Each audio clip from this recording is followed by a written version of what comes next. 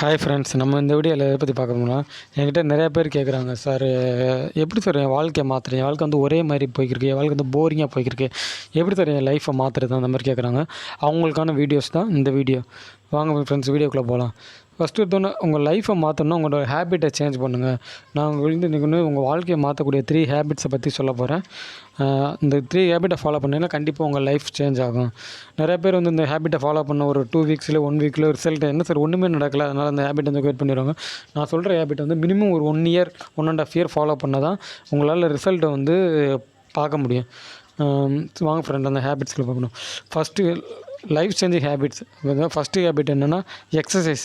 என்ன தெரியும், இதுக்கு எடுத்தாலும் எல்லோரும் எக்ஸசைஸ் பண்ண சொல்கிறாங்க அப்படின்னா, ஏன் எக்ஸசைஸ் பண்ணணும்னு முதல்ல தெரிஞ்சுக்கோங்க, அடுத்து எக்ஸசைஸ் பண்ணுங்கள். எக்ஸசைஸ் பண்ணுறதுனால என்னென்னா நம்மளோட பிளட் சர்க்குலேஷன் வந்து நல்லாயிருக்கும். பிளட் சர்க்குலேஷன் வந்து உடம்பு ஃபுல்லாக கிடைக்கும் போது வந்து நம்ம உடம்பு வந்து ரிலாக்ஸாக இருக்கும், நம்ம மனசு வந்து மகிழ்ச்சியாக இருக்கும், உடம்பு மகிழ்ச்சியாக இருக்கனால நம்ம வந்து சுறுசுறுப்பாக செயல்படுறோம். அப்போ அதனால் மற்றவங்க பண்ணுற வேலையை விட நம்மளால் அதிக கான்சன்ட்ரேஷனாக அது இதாக பண்ண முடியும். இதான் எக்ஸசைஸோட பெனிஃபிட். மெயின் பெனிஃபிட் எக்ஸசைஸோட பிளட் சர்க்குலேஷன் நல்லாயிருக்கும், அதனால் நம்மளால் ஒர்க் பண்ண முடியும்.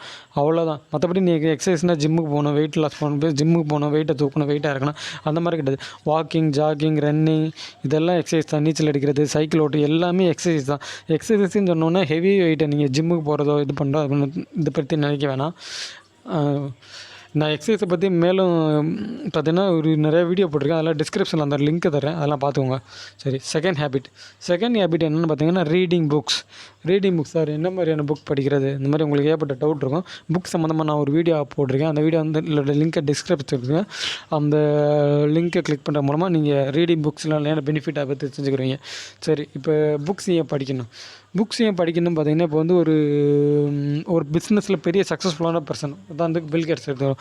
பில்கேட்ஸ் வந்து பிஸ்னஸில் சக்ஸஸ்ஃபுல்லான பர்சன். அவர் ஒரு புக் எழுதுகிறாருன்னா கண்டிப்பாக அவரோட பர்சனல் எக்ஸ்பீரியன்ஸ், அதில் பிஸ்னஸ் எல்லாத்தையுமே அவர் பார்த்த அனுபவத்தில் தான் அவர் எழுதியிருப்பார். ஸோ அந்த புக்கை எழுதுறதுக்கு வந்து அவர் மினிமம் ஒரு 2 இயர்ஸ் டைம் எடுத்துருப்பார், அவரோட ஓன் எக்ஸ்பீரியன்ஸ் எடுத்திருப்பார்.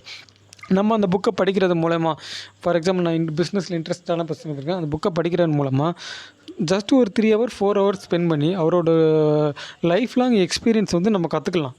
இப்போ பில்கேட்ஸ், நான் உதாரணத்துக்கு பில்கேட்ஸ் சொன்னேன், உங்களுக்கு எந்த ஃபீல்டில் யாரை பற்றி கற்றுக்கணுமோ அவங்க எழுதின புக்ஸ் அந்த மாதிரி படிக்கும்போது வந்து அவங்களோட லைஃப் லாங் எக்ஸ்பீரியன்ஸ் வந்து ஒரு 4 ஹவர்ஸில் கற்றுக்கலாம். அந்த புக்ஸை படிக்கிறதோடு இல்லாமல் அந்த புக்ஸோட கான்செப்ட் வந்து லைஃப்பில் அப்ளை பண்ணுங்கள், அப்போ தான் உங்களோட சேஞ்சஸ் பார்க்க முடியும்.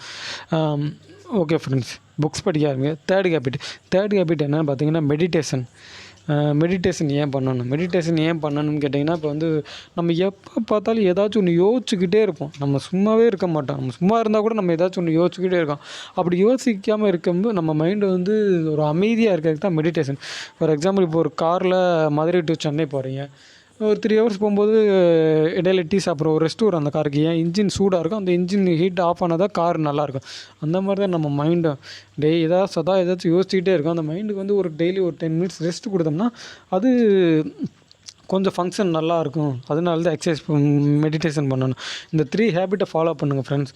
அதாவது எக்ஸசைஸ், ரீட் புக்ஸ், மெடிடேஷன். அதாவது கண்டினியூவாக ஃபாலோ பண்ணணும். நீங்கள் வந்து 2 வீக்ஸ் 3 வீக்ஸ் ஃபாலோ பண்ணிவிட்டு ரிசல்ட் தெரியலன்னு சொல்லக்கூடாது. மினிமம் 1 இயர் ஃபாலோ பண்ணுங்கள், உங்கள் வாழ்க்கை வந்து மாறும்.